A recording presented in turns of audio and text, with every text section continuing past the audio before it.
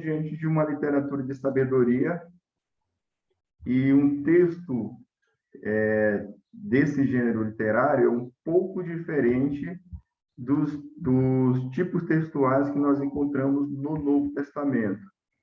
Então, nós vamos ter vários subgêneros presentes no texto de literatura de sabedoria. Nós vamos ter bastante o uso de metáforas, de figuras, vamos ter também o uso de provérbios, vamos presenciar de forma muito clara o uso de paralelismo também, é muito comum nessa literatura. Um outro subgênero chamado reflexão. Então, o grande desafio nosso é, primeiramente, tentar reconhecer a estrutura, identificar a estrutura do texto. Esse é o trabalho, e a gente vai perceber já uma grande diferença do texto anterior para o texto que a gente vai estudar agora. O texto anterior era um texto curto, com a estrutura relativamente simples de ser identificada, mas o texto de hoje já é um texto um pouco mais complicado, mais complexo.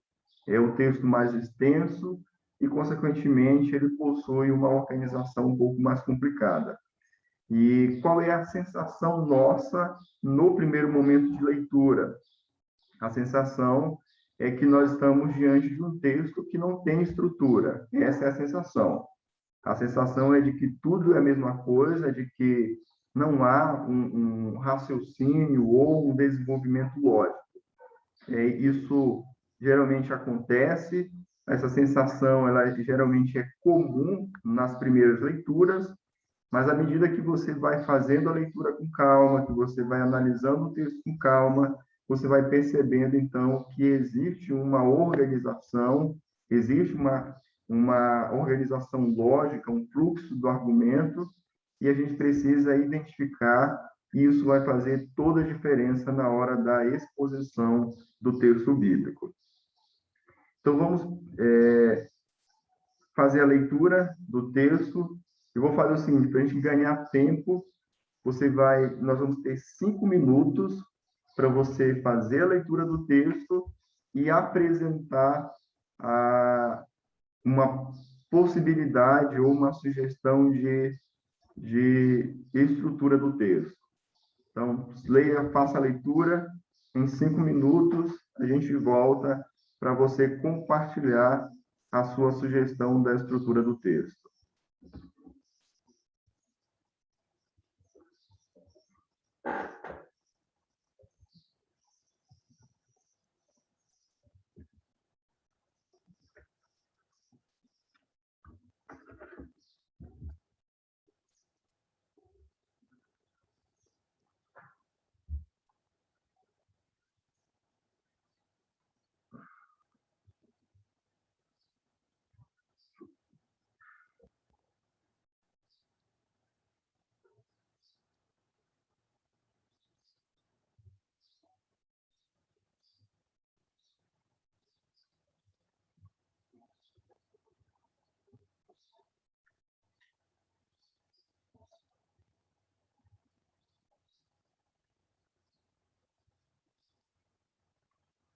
Ok, para facilitar, e devido o texto ser um pouco longo, deixa eu apresentar para vocês aqui primeiro o que vai ajudar um pouco nessa leitura e no entendimento do próprio texto.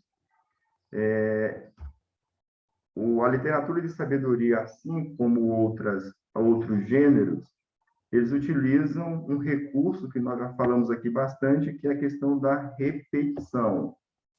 Então, a repetição é um recurso utilizado para chamar a atenção do leitor e, consequentemente, nos ajuda a entender a organização do texto bíblico. Então, você tem aqui, já nessa projeção aqui, algumas palavras que eu destaquei para que você já possa, na leitura, possa te ajudar um pouco a identificar essas repetições, essas palavras, frases, conceitos, e essas palavras vão nos conduzir àquilo que é central no texto. Então, deixa eu só destacar aqui para vocês de forma rápida, para que vocês possam fazer a leitura. Nós temos uma palavra ou uma expressão que se repete, é uma expressão-chave dentro do texto, que é a expressão debaixo do sol. Você vai perceber ela se repetindo ao longo de todo o texto. Então, essa é uma expressão extremamente importante para você levar em consideração. Qual é o aspecto, qual é o ponto de vista que ele está trabalhando? Ele usa aqui por duas vezes a expressão debaixo do céu, que é algo também semelhante, mas ele vai usar a expressão debaixo do sol mais vezes. Então, qual é a perspectiva que ele está trabalhando? É a perspectiva da análise da vida, de uma determinada situação que ele vai apresentar, onde essa vida está sendo analisada à parte de Deus, distante de Deus, mesmo que ele esteja se referindo ao povo da aliança, mas trabalhando uma tentação ou uma possibilidade do povo da aliança tentar desenvolver essa vida separada de Deus. Então, esse é um ponto que precisa ser levado em consideração. Uma outra palavra que vai se repetir é a palavra vaidade. Então, ela aparece ao longo de todo o livro de Eclesiastes, e nessa nova sessão ela também vai estar presente. Então, a ideia de vaidade é algo, vaidade significa vapor, algo inconsistente, algo sem sentido. Então, o assunto que ele vai tratar, que vai ser tratado dentro dessa perspectiva debaixo dos sols, a parte de Deus, ele vai associar de alguma forma isso com algo sem sentido, com algo que não tem consistência. E aí, uma palavra que, ou expressão que se repete nesse momento, ou nessa sessão, é a palavra disse comigo. E ela aponta para um subgênero, um estilo que é bem característico de Salomão. Então, no versículo 1 ele fala isso, disse comigo. Mais à frente, no versículo 14, também disse comigo. Um pouco antes, no versículo 16 do capítulo 1, também ele vai falar disso comigo. Ou seja, isso aqui é o que a gente chama de reflexão. Ele está trazendo uma reflexão e ele vai chegar a uma conclusão. Então, esse texto ele tem essa característica. Salomão está diante de uma determinada busca por algo, ele traz alguns questionamentos diante de algumas etapas, ele traz algumas reflexões e ele vai também chegar a algumas conclusões nesse processo todo. Nós temos uma outra palavra, que é uma palavra-chave também, que é a palavra sabedoria. Você observar essa palavra sabedoria, ela vai se repetir também várias vezes ao longo de todo o texto. Então, sábio, sabedoria, é uma palavra-chave dentro do texto. O que é que a gente está fazendo aqui? E essa é uma possibilidade que você pode utilizar. No primeiro momento, fazer a leitura do texto, uma leitura normal. Em um segundo momento, tentar destacar, grafar com cores semelhantes, expressões ou palavras. Um texto longo, ele vai ter, nós teremos geralmente a dificuldade de sintetizar o assunto principal. Mas se você começa já na segunda leitura, destacando, grafando expressões, palavras-chave, muito provavelmente você vai conseguir reconhecer essas repetições.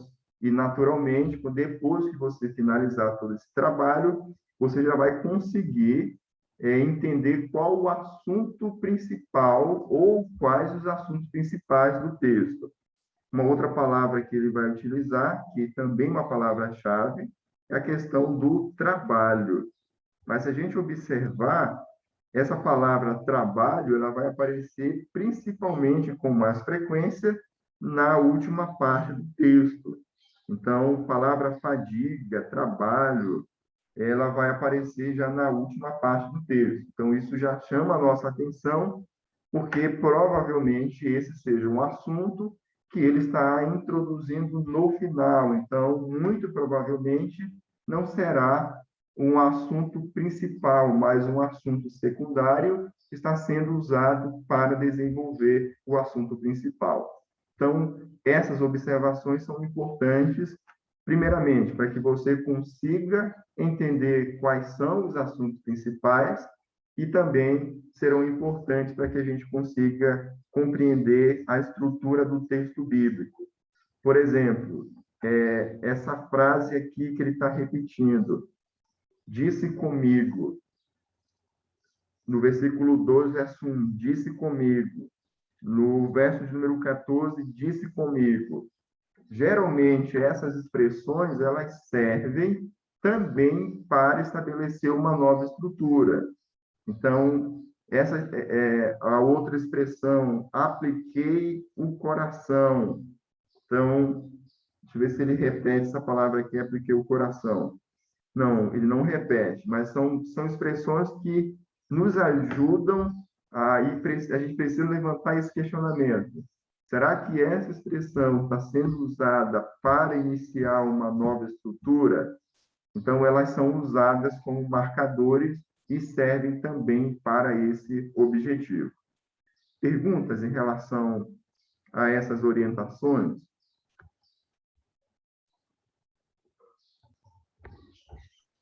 Não, Então, professor, só qual é tem o mais ponto? palavras que se repetem bastante, né? Conhecimento também se repete muito aí nessa primeira parte. Isso, perfeito. Então, aqui eu acabei não destacando todas, né? Mas esse seria o raciocínio, tentar identificar todas essas ocorrências e grafar, marcar ali com cores semelhantes. Qual é o ponto que eu estou querendo destacar nesse momento? O que eu quero reforçar nesse momento é a questão do processo de interpretação. A gente não está ainda, ou não, a gente não tem focado tanto na explicação do texto em si, mas tem tentado reforçar os passos para que você consiga assimilar como funciona esse processo. Então, no momento inicial, dependendo do texto que você está analisando, e a gente está falando aqui de literatura de sabedoria, você vai ter a ocorrência, a presença de alguns subgêneros. E aí você vai precisar identificar esses subgêneros. No nosso texto aparece algum provérbio, e aí o que você tem que lembrar na análise é o seguinte: geralmente, quando o autor utiliza um provérbio, esse provérbio não é usado para introduzir um assunto, mas para ilustrar uma verdade. Então, esse é um subgênero muito comum na literatura de sabedoria, mas ele geralmente é usado depois que o autor já estabeleceu a verdade, ele vai então confirmar, ilustrar essa verdade por meio de um provérbio. Metáforas, o texto vai usar também metáforas, reflexão, que é um outro subgênero. Então, a gente precisa, na leitura, tentar reconhecer, identificar esses subgêneros para que a gente consiga interpretá-los em um segundo momento. Esse é o passo inicial de observação, de reconhecimento, para que a gente depois, então, consiga pensar nesse trabalho de identificar a estrutura do texto. Perguntas? Bom, dito isso, então, você pode fazer a leitura e tentar encontrar a estrutura do texto. 5 minutos, a gente volta, então, para compartilhar a estrutura.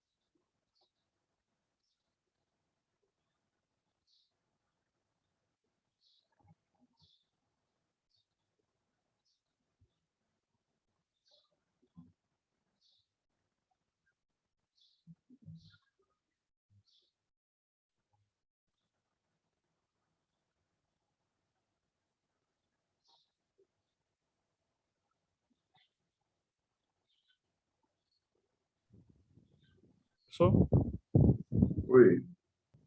já pode falar as propostas de Então, divisão aqui? vamos começar? Pode começar, Marcos. Eu fiz aqui uma divisão que quase segue a divisão da Bíblia. Eu coloquei aqui do versículo 12, do capítulo 1, ao ao verso 18, onde ele parece falar sobre a futilidade do conhecimento humano, ou algo assim do tipo. Ok. A segunda divisão fica capítulo 2, do verso 1 ao 11, onde ele fala dessa questão da futilidade ou da vaidade, do prazer e das riquezas. E a terceira divisão vai do verso 12 ao 17, onde ele fala da questão dessa futilidade da sabedoria humana. Eu vou colocar a sabedoria humana, né, porque tem um outro lado da sabedoria, que é a sabedoria divina. Então, a futilidade da sabedoria humana, do verso 12 ao 17. Também tem a do trabalho, que no caso é algo assim que não vai usufruir tanto da questão de ter a chance pelo trabalho, já que os herdeiros vão usufruir, do verso 18 ao 23. E por fim, ele parece indicar, do 24 ao 26, um redirecionamento aí para tudo isso, que é ter o contentamento em Deus, naquilo que Deus dá, enfim, ter esse contentamento divino, do verso 24 ao 26. Então, foi essas as minhas divisões. Quase seguem praticamente a da Bíblia aqui. Certo. Professor, posso ir? Por favor.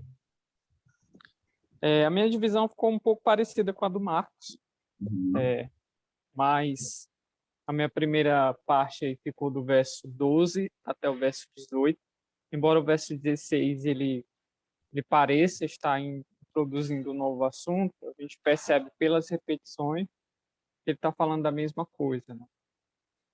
E aí do verso 12 até o 18 seria a primeira parte. E aí no versículo 1º do capítulo 2 até o verso 3, ele fala,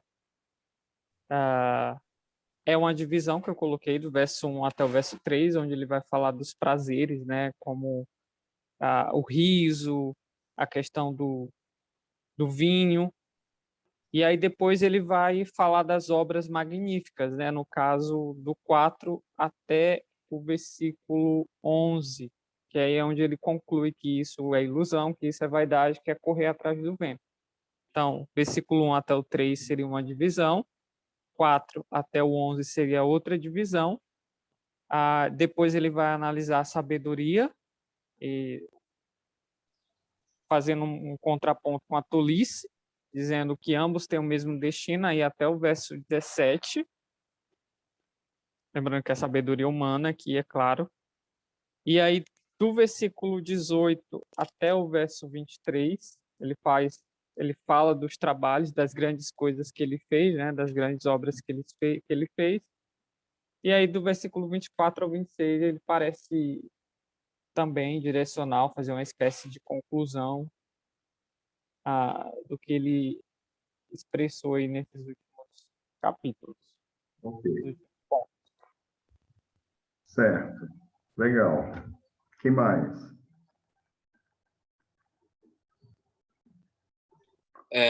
Eu fiz também, Aldo, agora.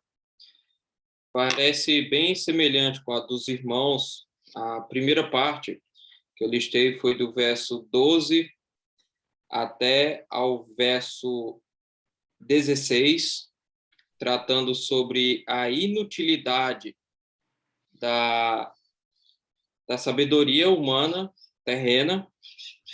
Já do verso 17 e 18, a reflexão sobre essa inutilidade da sabedoria humana. Do verso, agora, capítulo 2, verso 1 até o 3. Ele começa a fazer uma breve análise sobre a inutilidade que tem os prazeres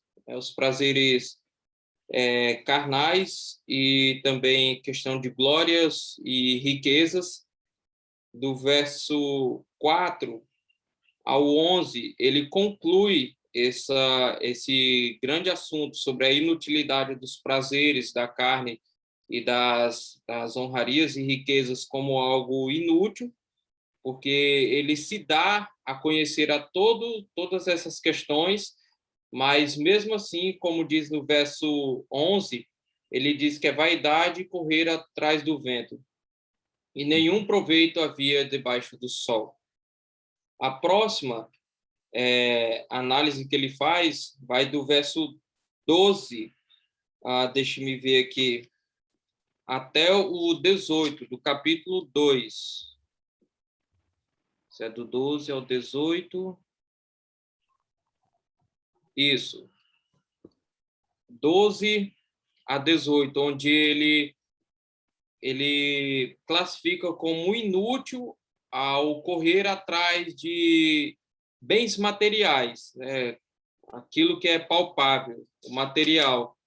Do verso 19 ao 23, após essa análise, ele conclui, ele sempre vem fazendo essa divisão entre o texto, uma primeira parte de análise, uma segunda parte de conclusão dessa análise que ele fez. Do verso 19 ao 23, ele conclui como sendo inútil todo esse tipo de materialismo, ao qual os homens se afadigam a trabalhar, sendo que, no final das contas, nada será levado. E, por fim, como o Marcos, se eu não me engano, falou, do verso 24 ao 26, conclui-se que toda essa inutilidade, se aquele que se atentar para todas essas questões não refletir e voltar-se para Deus como sinal de desfrutar da providência que Deus dá e contentar-se com o que Deus provê, tudo será correr atrás do vento. Ou seja, ele não muda a questão da inutilidade, mas agora ele redireciona o foco. Antes, você corria atrás de bens materiais, de riquezas, de glórias, de sabedoria humana, mas se você, fazendo tudo isso, continuará na sua vaidade, você só poderá sair desse grau de inutilidade se você direcionar tudo isso a Deus, como fruto de bênção de Deus dando à humanidade. Legal, ok. Mais alguém?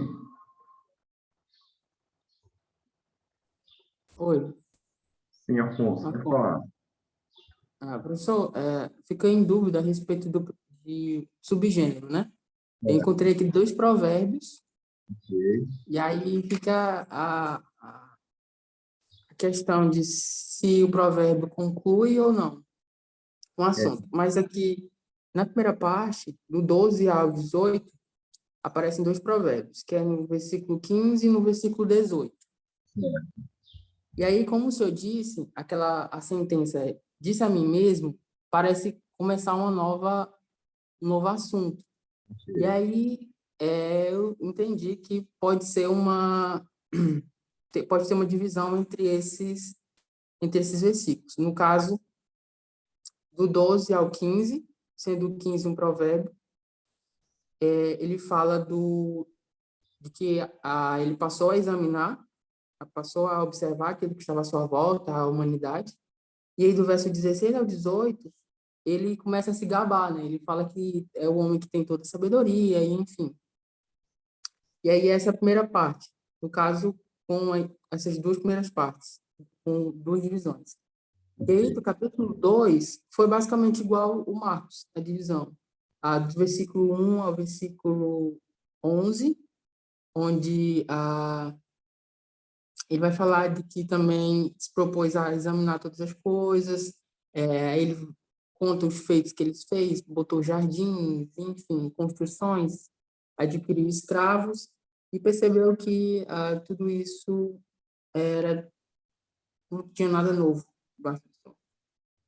E aí, do verso 12 ao verso 17, também uma outra divisão por assunto. Do verso 18 ao 23, onde ele mostra, vai falar do trabalho, onde a gente vê muitas repetições falando trabalho, trabalhavam, e que o esforço vai ficar para as outras pessoas, o esforço do trabalho dele.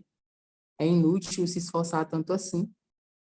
E a última parte seria do 24 ao 26, que parece ser uma conclusão, né? Onde ele percebe que tudo que se faz é melhor que você beba, coma e se alegre no Senhor, porque nessas outras coisas não tem prazer como alegria no Senhor. E foi assim, Legal. basicamente assim. Aí depois vamos tirar a dúvida aí do provérbio. Isso. Então, geralmente o provérbio vai ser usado depois de uma verdade. Então, geralmente ele vai seguir esse padrão. O autor vai desenvolver uma verdade e o provérbio vai ilustrar essa verdade. Ele conclui a verdade ou Isso. pode ser no meio? Não, ele pode ser no meio também. Se ele estiver ilustrando, ele Tá. pode ilustrar e depois o autor pode concluir, mas ele pode também servir para concluir algo que ele já desenvolveu. Beleza. Fica Joel, como conclusão. ok. Aqui. Bom dia, gente. Bom dia, Joel. Eu percebi assim, Aldo, na minha divisão aqui, observando aqui do verso 12, eu fiz do 12 até o 18, né? Aliás, até o 15. Até o 15, né? Quando ele fala que aplicou o coração, não é isso? Para esquadrinhar e informar com sabedoria. Então, debaixo do sol, debaixo do céu, né? Aí, quando foi no verso 16, eu vi assim eu peguei uma subdivisão, diz assim, disse comigo, né? Então, eu me engrandeci, eu sobrepujei, e lá no final ele diz, apliquei de novo o coração, e ele viu, então, no verso 17, ele chega à conclusão de que isso realmente é correr atrás do vento. No capítulo 2, eu fiz uma outra subdivisão direto até o verso de número 11. Aqui no capítulo 2, ele diz, disse comigo, ou seja, eu acho que ele começa a refletir, não é isso? Que ele usa bem esses versos, né? Eu disse comigo, eu resolvi, eu empreendi, eu plantei, eu fiz, eu comprei, eu possuí, amontoei, engrandeci, sobrepujei. E lá no verso de número 11, considerei. Considerei. E ele termina o verso dizendo assim, olha, eis que tudo era vaidade e sem nenhum proveito debaixo do sol. Eu vim para uma outra subdivisão, né, que essa divisão do 2, eu vi assim, ele muito rico, não é isso? Ele se considerou um homem muito rico, que realmente ele era rico, ele reconhecia isso, ele reconhecia que ele era rico. Então, essa minha riqueza, não é isso? Misturada, vamos dizer assim, com o prazer, ele do 2 até o 11, Diego 2, de 1 a 11, ele considerou que isso aí era vaidade. Ainda considerando a riqueza, eu percebi assim, do verso 12 até o verso de número 23, né? Ele ainda está fazendo uso da riqueza, não é isso?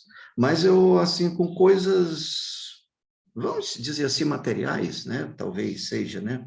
Com coisas materiais, né? E ele não faz uma mistura, ele faz uma comparação de sabedoria, loucura e estutícia. Ele deixa bem claro isso. Gente, eu vou considerar esses três fatores aqui, sabedoria, loucura e estutícia, né? Então, tudo aquilo ele pega e no verso de número 17, de novo ele conclui, olha, gente, isso é correr atrás do vento, não é isso? Tudo isso é vaidade. Verso 18 diz, também aborreci todo o meu trabalho, me afadiguei, não é isso? E quando ele chega lá no verso de número 23, ele de novo ele conclui dizendo, também isso é vaidade.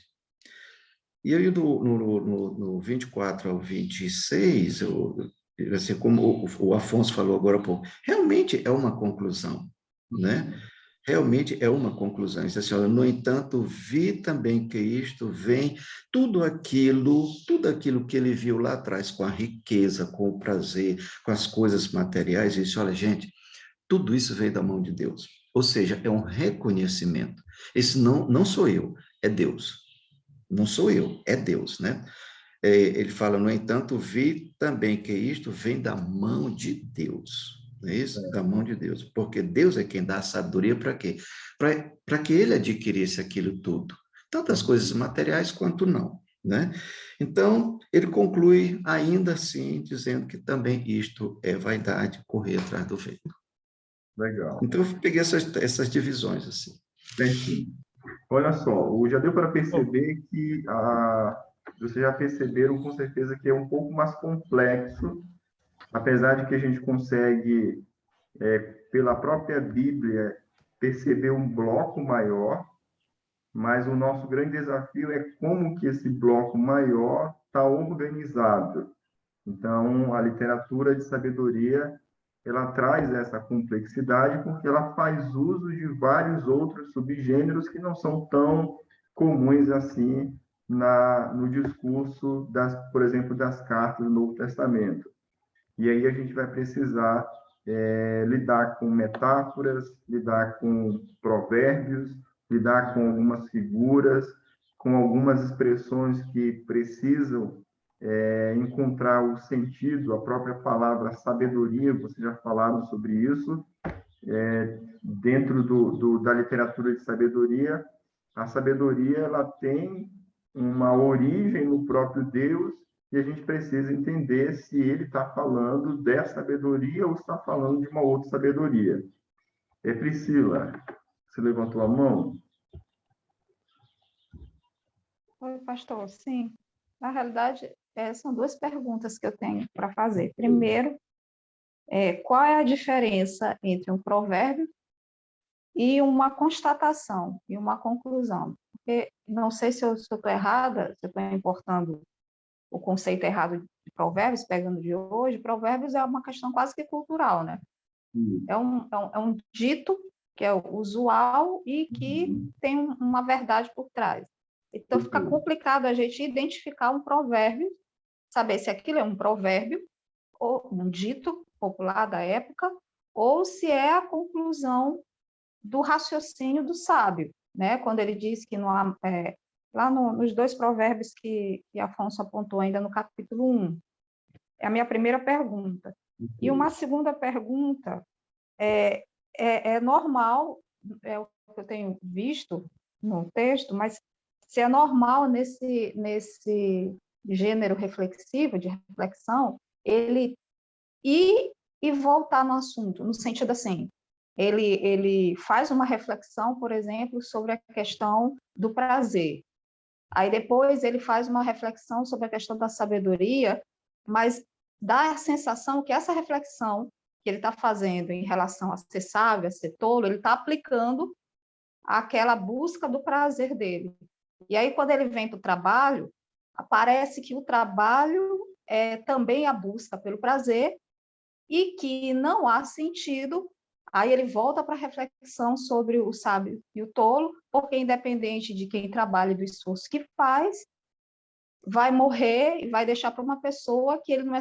A impressão que dá é que ele fica voltando nas reflexões anteriores e aplicando. E aí, para mim, fica complicado destrinchar isso, porque me dá uma sensação de que é uma coisa só, de que ele está falando, entende? E eu sei que pode ser dividido, eu estou falando só da minha dificuldade. E aí, isso vai ficar bem mais evidente, Priscila, na hora da exposição. Então, uma coisa é a gente pregar um único texto de Eclesiastes e uma outra situação é você fazer a exposição de todo o livro. Por conta dessa sensação de que vai e volta, vai e volta, vai e volta. E aí, a primeira reação é de que em todos os capítulos o autor está falando sobre o mesmo assunto.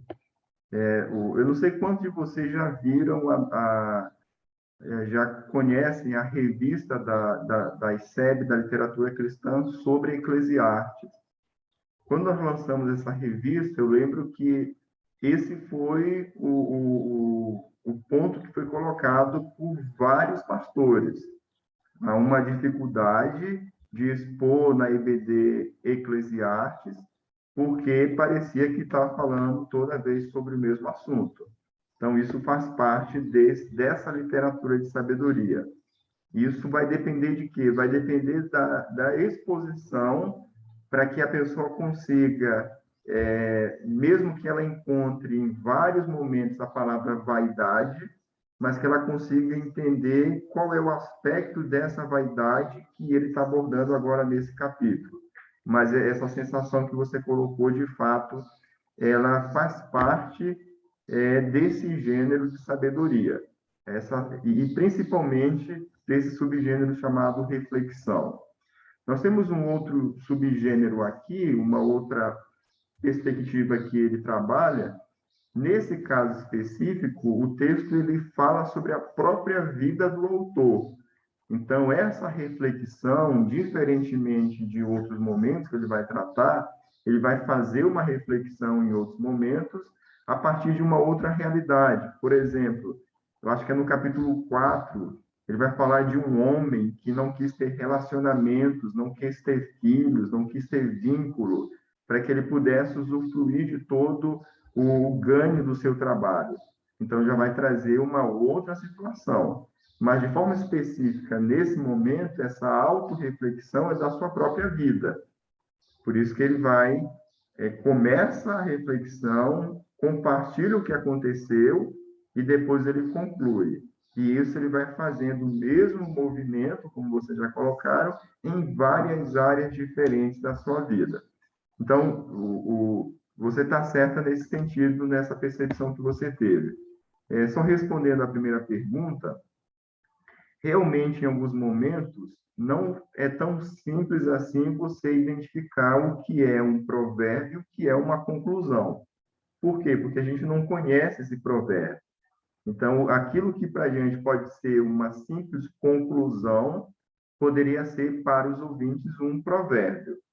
Mas o que a gente precisa definir o provérbio ele tem uma característica de ser algo resumido, sucinto, e que expresse uma verdade popular. Tem que tenha um entendimento que expresse uma verdade que, na época, era uma verdade aceitável e, portanto, uma verdade conhecida. E aí a gente precisa tentar identificar se essa conclusão, de fato, é um provérbio ou não. Mas há diferença entre provérbio e conclusão. Às vezes vai ficar bem mais fácil para você identificar e você já vai, na primeira leitura, dizer, não, isso aqui é um provérbio. Em outros momentos não vai ficar tão simples por falta de conhecimento nosso da cultura da época e, consequentemente, do provérbio que ele está utilizando. Perguntas? Deixa eu compartilhar com vocês aqui qual é uma possibilidade de análise do texto. Como o texto é muito longo e, aparentemente, a sensação que a gente tem é que é uma única unidade, que fica um pouco complicado para você dividir, o ideal é que você, ao fazer a leitura no computador, você use uma formatação, ou você vá formatando o texto de maneira em que você consiga já visualizar essa estrutura. Então, as nossas Bíblias, elas não têm essa preocupação, e nem daria para fazer isso na própria Bíblia, mas você pode fazer isso à medida que você estiver lendo o texto, e aí aquilo que você entende que é provérbio, você pode colocar em um lugar, aquilo que você entende que é conclusão, você coloca em um determinado local, aquilo que você entende que é o início de uma estrutura, você colocaria separadamente. Enfim, a própria formatação no momento da leitura pode ajudar na organização do texto e no reconhecimento da estrutura. Mas vamos tentar aqui fazer um resumo de tudo aquilo que vocês já compartilharam nesse momento. Ele começa o texto se apresentando: eu, pregador, venho sendo rei de Israel em Jerusalém. E aí, já no versículo 13, isso já nos ajuda a identificar qual é o tema central. O tema central está relacionado ao que ele vai falar de aplicar o coração a esquadrinhar e a informar-me. Só que, nesse momento, já é introduzida a palavra-chave. A palavra-chave no texto é a questão da sabedoria, de tudo quanto sucede debaixo do céu. Então, tudo que vai acontecer a partir do versículo de número 13, a parte B, é uma consequência, é um desenvolvimento do que ele apresentou no versículo 13. No verso 12, ele se apresenta, e no verso 13, ele introduz. Então, o verso 13, parte A, serve como uma espécie de tema. É isso que ele vai desenvolver. O ponto que ele está trabalhando nesse momento agora, nessa segunda unidade, é provavelmente uma tentativa de Salomão, e a gente já falou sobre isso, é algo da sua própria experiência de vida, onde ele consegue perceber o movimento, a correria, a forma como as pessoas que são tolas, pessoas que não têm entendimento, pessoas que não têm a mesma capacidade intelectual que ele tem, e que talvez essas pessoas estão correndo e não alcançaram o sentido da vida porque não fizeram uso da sabedoria. Então, ele parte de uma perspectiva, ele parte de um pressuposto de que essas pessoas não alcançaram o sentido da vida, não foram bem-sucedidas, porque realmente não fizeram uso dessa caminhada da sabedoria. E agora, qual é o seu objetivo? É esquadrinhar várias áreas da vida que vocês já perceberam aí, é esquadrinhar e se informar, mas isso tudo com sabedoria, e aí vem a expressão o que sucede debaixo do céu. Então, dentro dessa perspectiva humana, horizontal de vida, ele vai usar sabedoria para poder entender essa temática que ele vai abordar nesse momento. E aí, já na parte B do versículo número 13, ele chega a uma conclusão. Este enfadonho trabalho impôs Deus aos filhos do homem para nele os afligir. Perceba aqui o que a gente precisa identificar ao longo do texto. Ao construir o texto, ele usa uma reflexão, ele usa uma conclusão, ele usa um questionamento, ele levanta uma pergunta. Então, a forma como ele vai redigir vai nos levar, vai nos mostrar se ele está concluindo, se ele está refletindo, se ele está levantando algum questionamento, e a gente precisa tentar identificar. Então, já no início, ele chega a uma máxima, ele chega a uma conclusão. Qual é a conclusão? Este enfadonho trabalho, pôs Deus aos filhos dos homens para nele os afligir. O que ele vai trabalhar nesse texto, essa busca por sabedoria de tudo o que sucede debaixo do céu, ele entende que isso Deus impôs aos filhos dos homens para os afligir. Isso aqui vai ser importante para as conclusões que ele vai chegar ao longo de todo o texto. Verso número 14, atentei para todas as obras que se fazem debaixo do sol. Novamente, ele vai chegar a uma outra conclusão. Então, perceba aqui que essa conclusão, no versículo 13, ele vai também chegar no versículo 14. Eis que tudo era vaidade e correr atrás do vento. Versículo número 15. Aquilo que é torto não se pode endireitar e o que falta não se pode calcular. Nesse caso aqui no versículo 15, ficou bem claro que essa conclusão é, na verdade, um provérbio. Então, só para a gente fortalecer aqui o que a gente já colocou nesses momentos aqui. O provérbio que é utilizado no versículo que é utilizado no versículo 15, ele vem para reforçar uma verdade que já foi estabelecida no versículo 14. Qual é a verdade? É que, olhando para a vida que acontece, para as coisas que são realizadas debaixo do sol, qual é o ponto? Tudo era vaidade e correr atrás do vento. E aí ele usa um provérbio.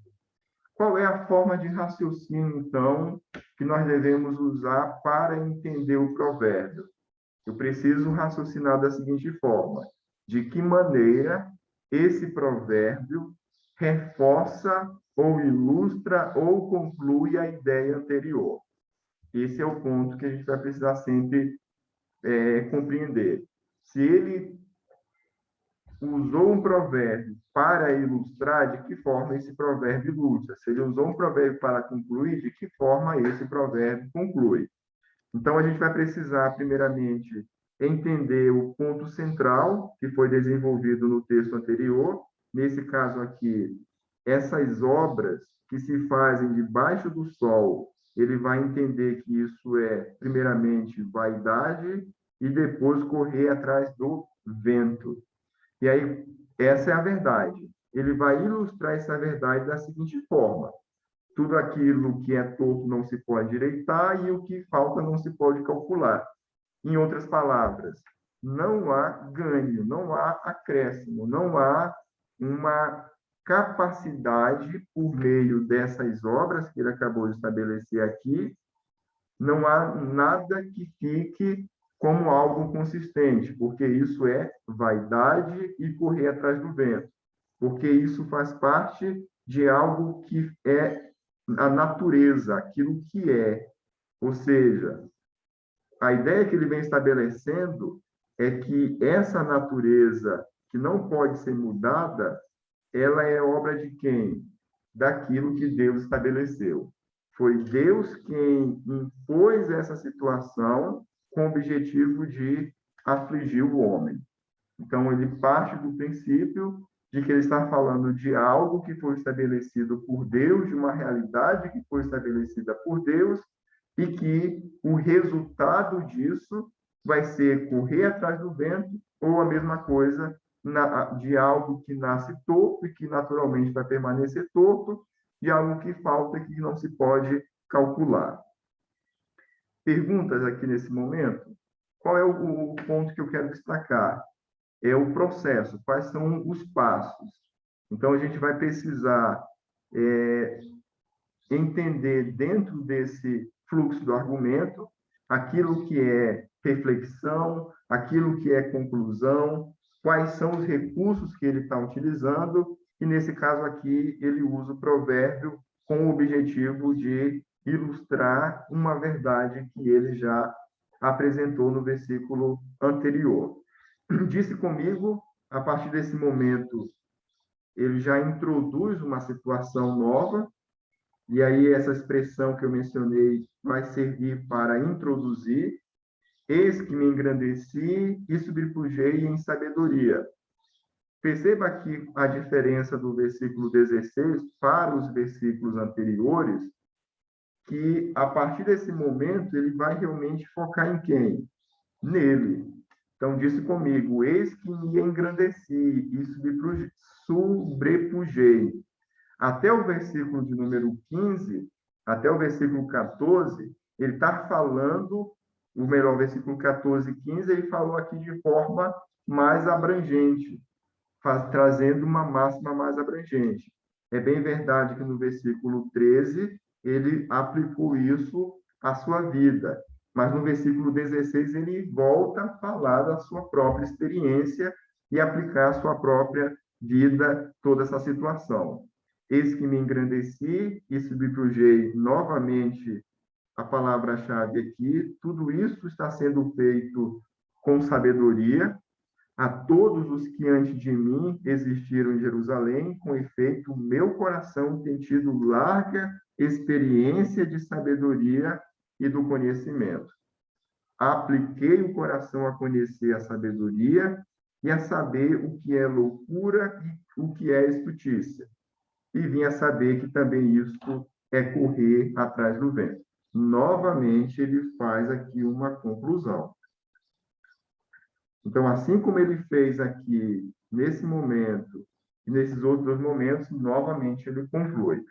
Mas o ponto que ele vai introduzir agora, nesse momento do verso 16, é mostrar que esse engrandecimento, essa forma, a maneira como ele se destacou, foi fruto realmente de um empreendimento de conhecer mais da sabedoria, mais do conhecimento e de principalmente saber qual era a diferença entre loucura e estutícia. Mas aí, dentro dessa nova caminhada, ele chega a uma conclusão de que isso é correr atrás do vento. Qual é o ponto que ele está levantando aqui? É bem verdade que muitas pessoas se desenvolveram na época de Salomão sem sabedoria e sem entendimento, mas que simplesmente usaram outros métodos. Lá em Provérbios, por exemplo, ele vai falar de pessoas que enriquecem por meio da violência. Aqui no capítulo 2, no capítulo 3, ele vai falar de pessoas que enriquecem por meio da injustiça. Mas o que ele está colocando é uma contrapartida em relação a tudo isso, ou seja, ele cresceu em conhecimento, em entendimento, e ele aplicou o seu coração a entender também a diferença ou a saber o que é loucura e o que é estutícia.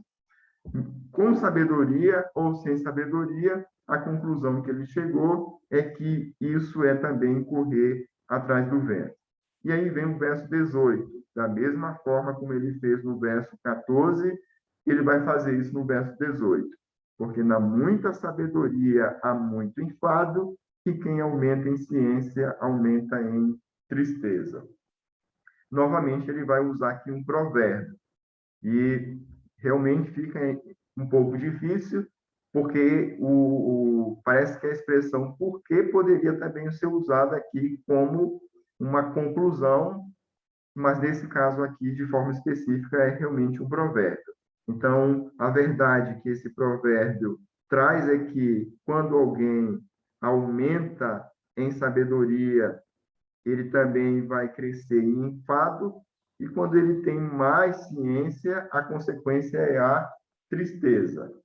Esse ponto aqui do aumento da sabedoria com o enfado e da ciência em relação à tristeza, isso vai ficar bem claro mais para frente, quando ele mostrar o porquê que aquele que aumenta em conhecimento, ele também, consequentemente, ele é mais triste, ele sofre mais. Isso vai ficar mais claro, não é ainda, ele não vai ainda desenvolver isso aqui com muita clareza. Mas o ponto que ele está justificando ele partiu do pressuposto de que se ele investisse no conhecimento e na sabedoria, se ele aplicasse o seu coração a entender a própria loucura e a estutícia, de que ele alcançaria o seu objetivo. Aí ele chega à conclusão de que, assim como no momento anterior, ele entende que isso também é correr atrás do vento, ou seja, isso também é vaidade, mas a mesma expressão que ele usou, a mesma conclusão que ele chegou no versículo de número 14. E aí ele chega à conclusão por meio do provérbio, ele ilustra essa verdade por meio do provérbio, mostrando que o resultado é o inverso. A pessoa que cresce em sabedoria não cresce em felicidade, em realização. Ela cresce em enfado e em tristeza. E mais para frente ele vai abordar o porquê, vai ficar bem mais claro o porquê disso. Disse comigo, vamos, eu te provarei com alegria, goza, pois, a felicidade. Aqui ele já introduz uma palavra que é uma palavra-chave dentro do texto, que é a questão da felicidade.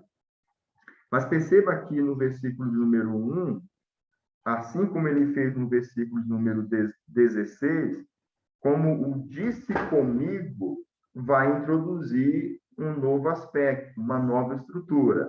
Então, esses marcadores no texto, a gente precisa identificá-los para que a gente consiga, então, reconhecer essa organização. Então, no verso 16, ele utiliza essa expressão para introduzir uma próxima estrutura, e ele faz o mesmo também no versículo 1. Disse comigo, agora, a partir do versículo de número 1, é uma outra situação.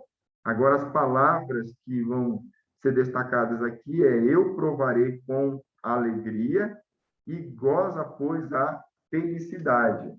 Agora, o ponto central e que ele está desenvolvendo é como que o uso da sabedoria pode nos levar a gozar a alegria e a felicidade. Esse é o ponto que ele vai desenvolver a partir desse momento. Mas, ao introduzir, ele já chega a uma outra conclusão. Mas também isso era vaidade. Do riso, disse, é loucura, e da alegria de que serve. Então, aquilo que ele achava que ele iria encontrar no riso e na alegria, a conclusão que ele chegou é que isso é loucura. Ou seja, ele também não identificou, não encontrou essa felicidade, que é o ponto de busca, que é realmente o que ele deseja encontrar. Ele não encontrou essa felicidade nem no riso, nem na alegria, como ele imaginava. Verso de número 3, ele parte para uma outra situação: resolvi no meu coração. Então, são expressões bem parecidas. Disse comigo, resolvi no meu coração. Novamente, essa expressão ou essa outra expressão vai introduzir uma outra estrutura. Resolvi no meu coração dar-me ao vinho. Agora ele vai falar sobre vinho, regendo-me contudo pela sabedoria. Então, observe que ao longo de todo o texto, a sabedoria está envolvida. A sabedoria está envolvida e todas as áreas que ele vai desfrutar, ela sempre está presente, acompanhando nesse processo todo, nessa jornada toda. Rodrigo. Perdão. Aldo, essa sabedoria que ele fala no verso 3 é a sabedoria que vem de Deus ou a sabedoria humana? Para que possa ficar melhor entendido. Ok. Qual é a perspectiva que ele está trabalhando, para a gente poder responder melhor? Ele está trabalhando dentro de uma vida com Deus ou dentro de uma vida à parte, separada de Deus? No caso, a análise dele é a parte de Deus, né? Perfeito. Então, aí está o ponto. Se essa a análise da vida é debaixo do sol, ele está olhando para um entendimento, para um conhecimento que, mesmo que tenha origem no próprio Deus, mas ela está sendo usada para se afastar dele mesmo, ou para que ele alcance os frutos dessa sabedoria, mas estando ele distante do Senhor. Porque qual é o ponto que eu quero destacar aqui, que é um pouco complicado, talvez seja um pouco complicado?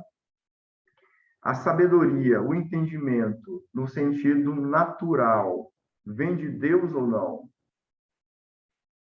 A questão intelectual. Era exatamente isso que eu ia perguntar. Quando o Rodrigo falou, meu questionamento é o seguinte: existe sabedoria à parte de Deus? Isso. Porque, assim, não só aqui em Eclesiastes, também como Tiago, em outras passagens que falam sobre sabedoria, qualquer coisa, pelo menos é a impressão que me dá, porque ele é extremamente sábio. E aí ele aplica essa sabedoria em várias áreas da vida.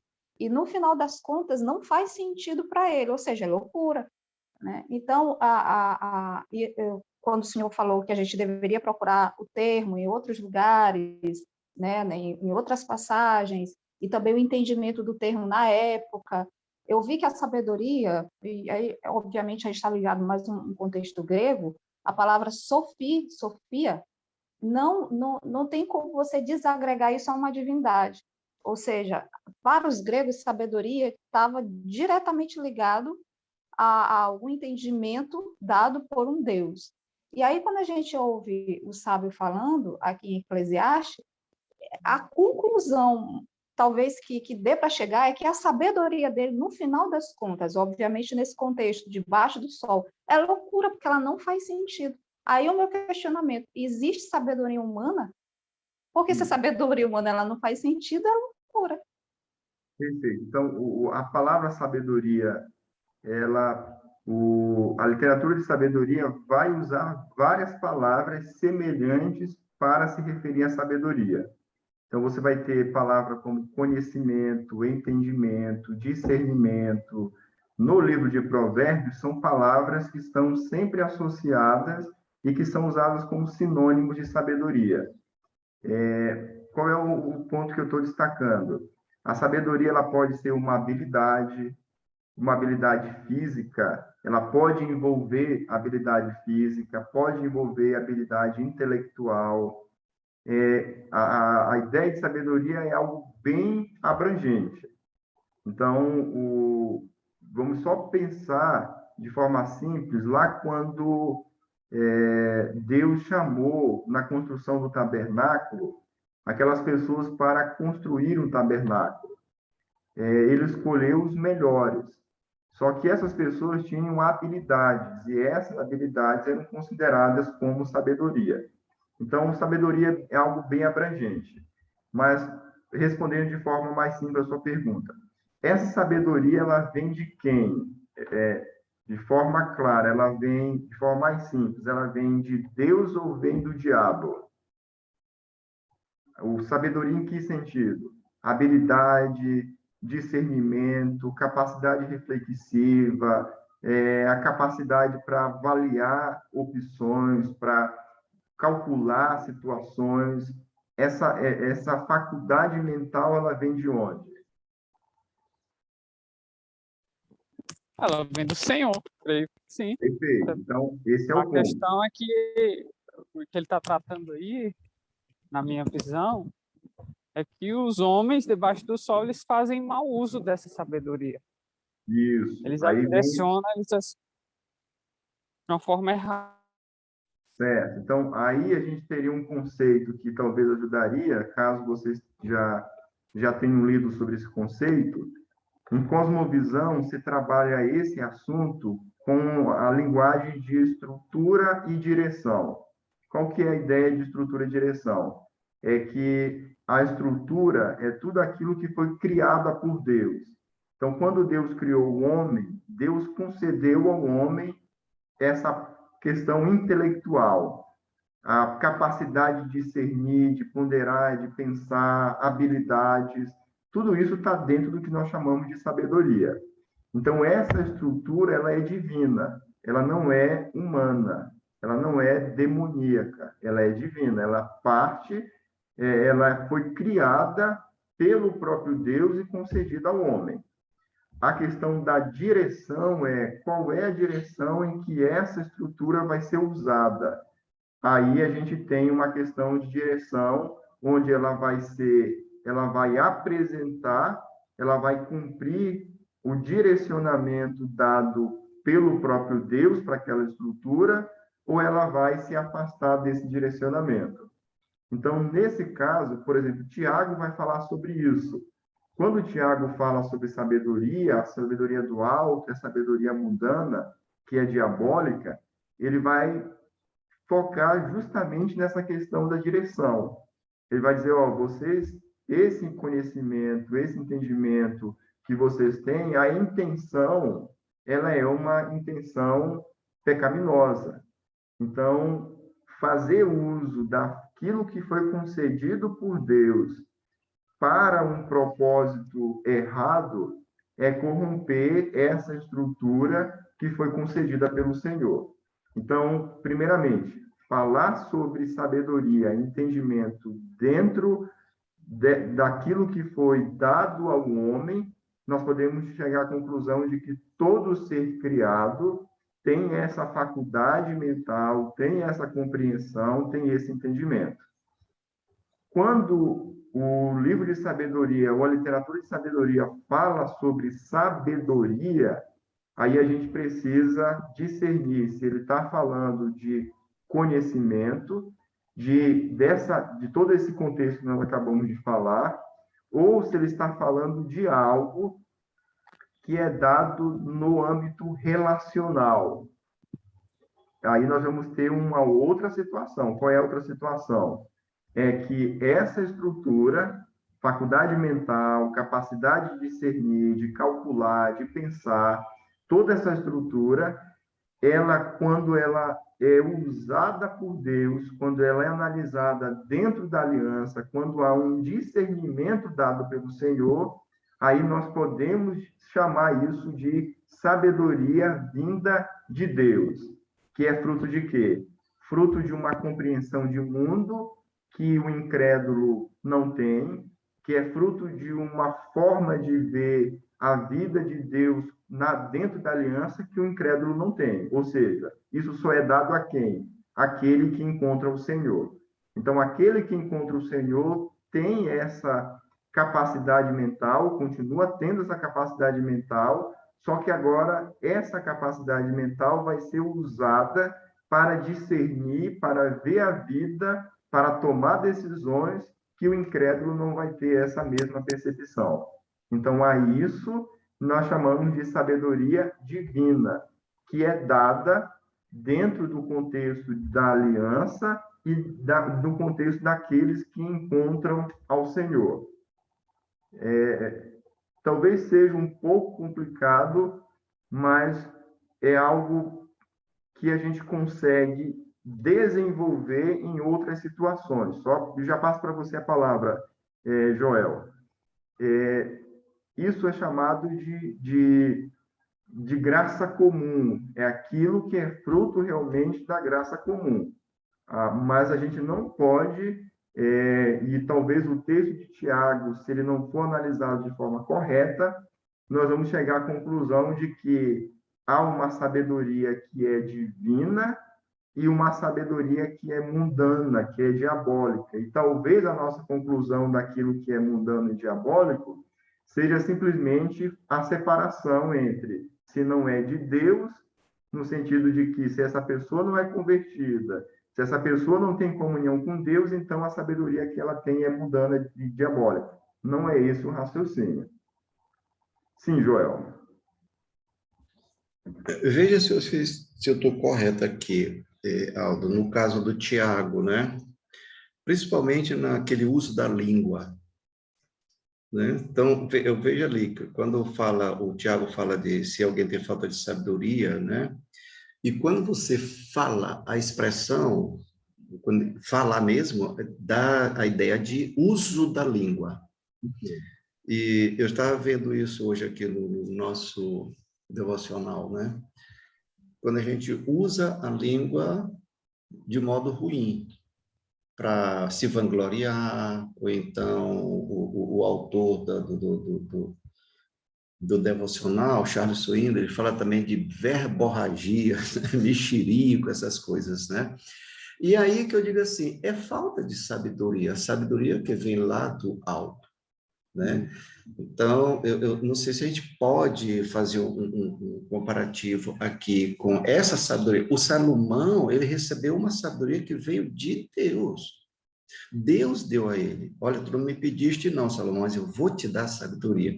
Então, agora, o Salomão está mostrando assim, vamos fazer o seguinte, vamos fazer usos dessa sabedoria.